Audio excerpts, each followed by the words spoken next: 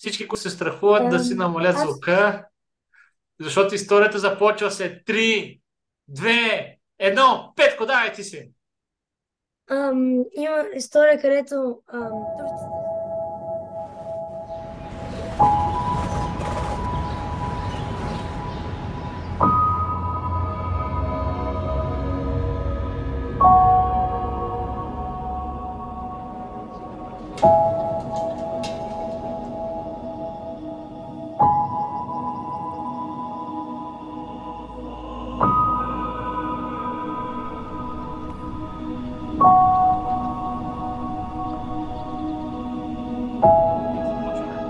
Габи, ти си. Добре, значи написах, че шопската страна е много специална, защото жените и мъжете там танцуват различно като останалите, ползват малки стъпки и правят различни кръстоски. На мен ми харесва, че танцува така, защото на мен ми харесва да си кръстосвам краката и да играя все едно музиката е в моето сърце. Аз обичам шопския танц и в момента го танцувам. Браво! Чудесно! За мен не е много важно дали запомните кой съм аз, дали съм господин Иванов, откъде съм, нито нашия куп окей история, но за мен е важно да запомните личности, персони, техните персоналитис. Това е много важно, защото вие живеете в друга държава. Вие учите история, учите сумати неща. Никой от вас, Филип, Павло, никой от вас не очаква да помните толкова много дати. Никой от вас не очаква, че ще помните 695, 1347, нали? Но no pressure от тази страна. Но другото, което е важно, е да запомните за хората, които са живяли тук, 1300 години. Защо са се раздавали, за да има България? Това, ако запомните личния пример от тези хора, сте all good to go. Така, стига съм говорил аз, започвам с въпроси. Знаете ли, че наричат Варна морската столица на България? Да. Това е много важно да го знаете, момчета. Браво! Макар че ние с Християн мислим по различен начин за това нещо, за морската столица. Нали, Християн? Мислите за Бургас. Да. Как знаеш, Крис? Точно така. Ако имаше право на гласуване, щяхме да гласуваме да бъде новата морска столица, но има време. Бъдещето е пред нас. Освен с магическия си глас и с атрактивното съчетание с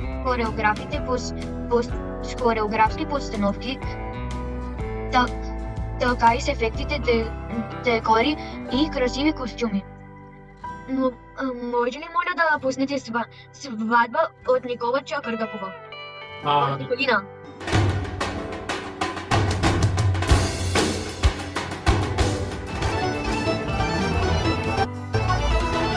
Сега не знам какви мисли минаха за главата, но искам да ви кажа, че това са танци, които са много стари, които носят със себе си история, култура. Това са танци, които показват какъв е бил живота и ежедневието на вашите баби и дядовци. И може би сега ми изглежда като outdated, може би си казвате, добре, господин Иванов, защо сега ние сме в Америка, трябва ли да гледаме някакви видеа за хора как танцуват, защо танцуват по този начин, защо са облечени по този начин. Ами, историята не е само приказки за велики победи, не е само приказки за България на три морета, за цар Симеон, за цар Борис, за Васил Левски, за робство, за победа, за освобождение, за войни. Историята е и храна, хапване, както всякъде разказва. Историята е танци, както гледаме сега. Историята са дрехи. Историята е нашата култура, която ни съхранява в трудните моменти.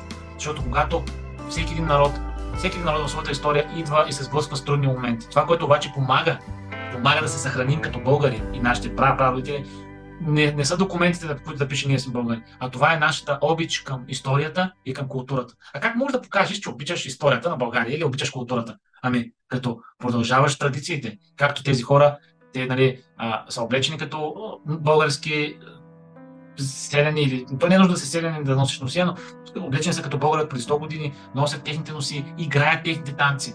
Това са много стари танци, създадени преди стотици години.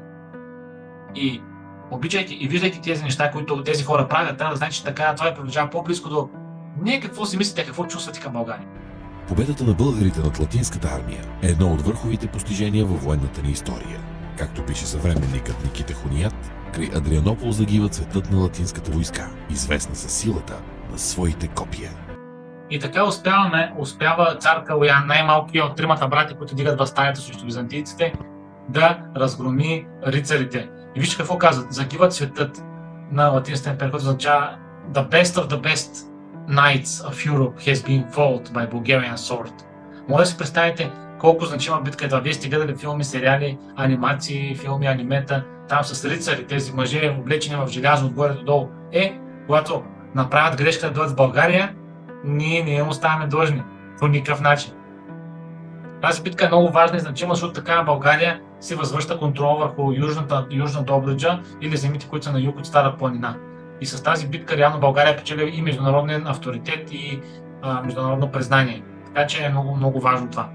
Следват години на просперитет. Следните 6 седмици с вас разгледахме, даже 7, разгледахме много интересна тема. Разгледахме за Северна България, разгледахме за носи, музики, хореографии, изпълнители и прочее. Най-важното, което е, когато виждате тези дрехи, които изглеждат стари и старомодни, всъщност това са като флашки памет, които съхраняват паметта на нашите предци, които са живели стотици години преди нас. И както разгледахме в различните уроци, е, че с тези дрехи те не са били просто за да можем да са облечени с нещо, а те реално са предоставили информация за това, много често дали момата или момъка е обвързан, дали има семейство, дали какво социално положение има в града и в селото, в което живее, и много други неща. Разгледахме музиката, разгледахме различните видове танци и така нататък.